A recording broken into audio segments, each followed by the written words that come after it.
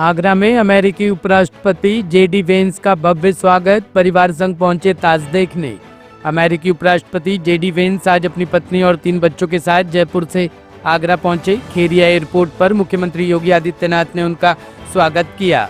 सुरक्षा के विशेष प्रबंधों के बीच वेंस का काफिला 32 गाड़ियों के साथ ताजमहल के लिए रवाना हुआ। शहर के स्कूली बच्चों ने अमेरिकी उपराष्ट्रपति का सड़क किनारे गर्मजोशी से स्वागत किया। भारत के विशेष अतिथि और अमेरिका के उपराष्ट्रपति अपने परिवार के साथ ताजमहल का दीदार करेंगे। सीएम योगी ने एयरपोर्ट पर उनका स्वागत करते हुए भारत अमेरिका संबंधों की गहराई को दर्शाने वाली ये मुलाकात बताई। वेंस की आगरा यात्रा को लेकर प्रशासन पूरी तरह से सतर्क रहा और शहर भर में सुरक्षा व्यवस्था चाक चौबंद रही।